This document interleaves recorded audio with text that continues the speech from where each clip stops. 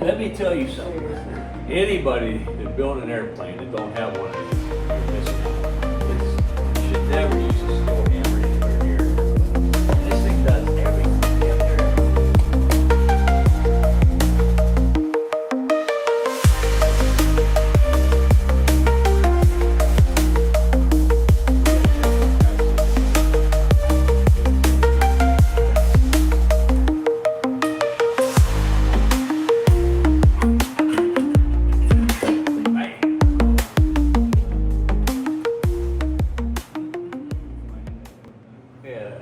A little bit of a short day today. One good thing, we thought we were missing a bunch of hardware for the landing gear and the wing. Well, we knew we had the wing stuff, but we thought we were missing a lot of hardware for the attaching the gear legs and the heim joints for the gear legs. And we found a bag that was set aside on the sheet metal shear, and we found that stuff. Now we got the heim joints in here. We were short a couple lock nuts, jam nuts on here, so they made a correction to the kit parts list today when they realized they only spec 4 of these jam nuts for the legs, or I mean 2 of them. Anyhow, we got our wing strut fittings put in. This is the fitting that attaches to the landing gear attach bracket. We don't have nothing tightened up yet. We got our aluminum spacers in there, and it wasn't too bad fitting those in. A little bit challenging because you're putting 3 pieces in at the same time. You got an 1/8 inch plate, and then the square tube to go in there. And you gotta play a little game with it and use good practices, and pretty soon you get them all lined up using a drift punch and that. And then on the other side, you got the fitting that attaches to the wing that goes up to the strut attach fitting on each wing. And of course, you build a mirror image left and a right side. So we got that done, and that's about it for today. I don't think we did anything else. Just kind of had a problem with my eye from working on the Highlander yesterday, and we had an eye doctor appointment to go to. So, but we're all in good shape. Hit her hard tomorrow afternoon.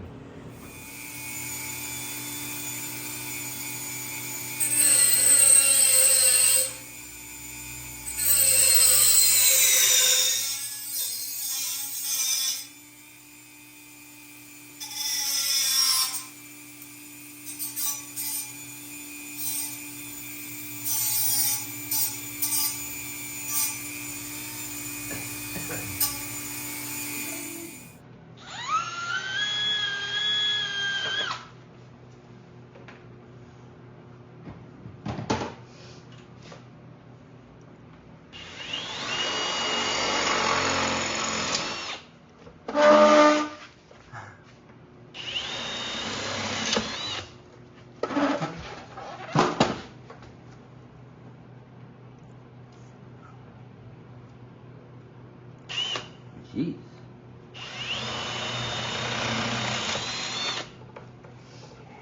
Let's test fit that on there.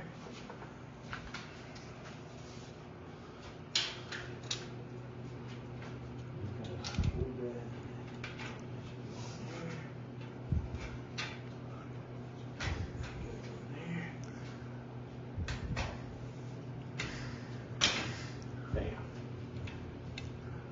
Okay, now give that the evil eye. Might have to get behind it and see if that looks straight. Don't want any. Ooh. I'm gonna need an 1/8 inch drill bit next. I'll see the whole down here. I don't know. I got to think about that. I might upgrade that to an 1/8.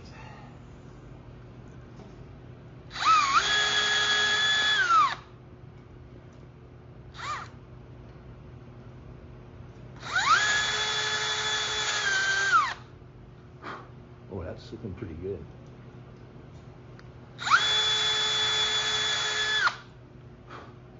I'll have to test the rivet in that hole and see if it's flush. That way when we epoxy that on there, we can just leave it dry.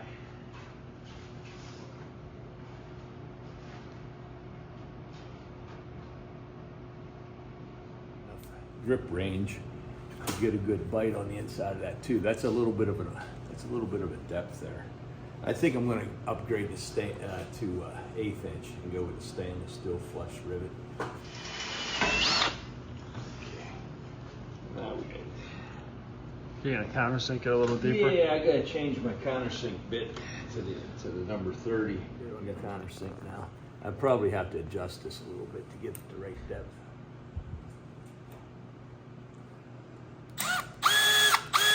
Oh man, that's chunking around. I might have to. You have an 1/8" rivet over here.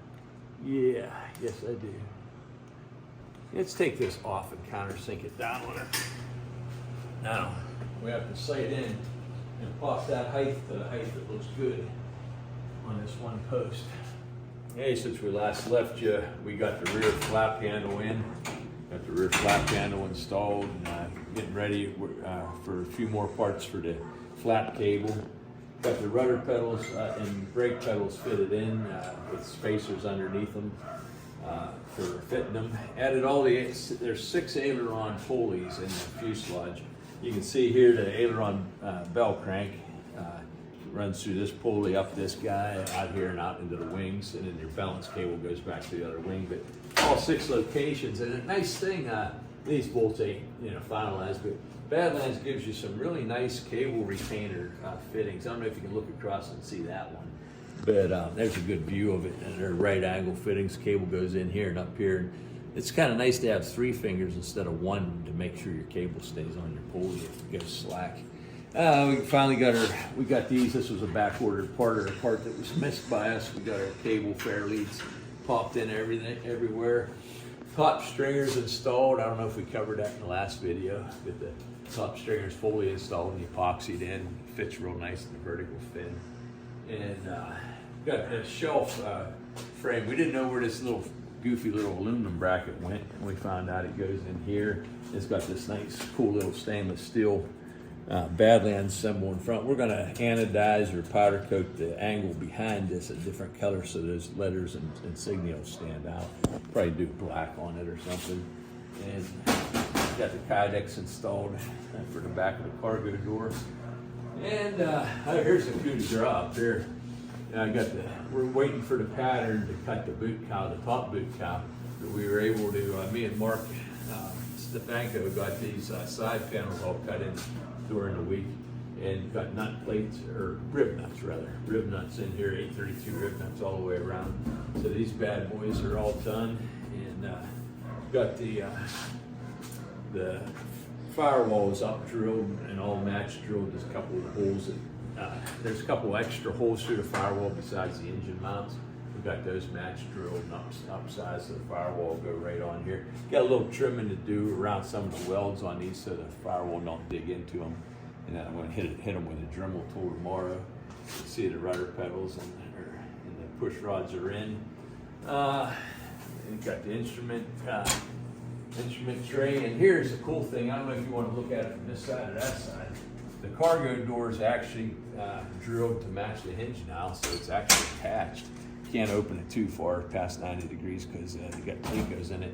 But there's your cool little latches on this thing. These are slick, but I'll tell you what, if you want to invent new fun words to say, drilling these brackets, modifying these brackets to rivet these little extensions to them that hold these guys, and they're not fine-tuned yet. These all got to be tightened up and everything, and Loctited bit. Drilling these little brackets to put these little 1/8" rivets in, I came up with words I never heard before.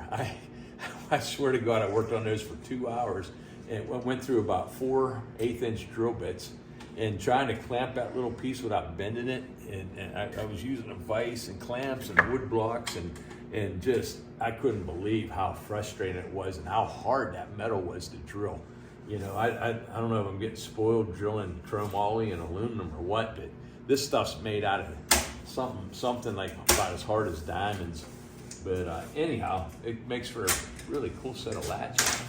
I'm gonna go in here, snap them right in, and really cool factor on that cargo door is high. I'm impressed with it. And that's about it, other than I kind of made a rotisserie for the back end when we cover and paint it. Just hope to stick the stinger through one of those holes and have a rotisserie mounted to the firewall and that. That's our first attempt at half a rotisserie for the fuselage. We'll see if it's going to work or not. But about where we're at, I guess.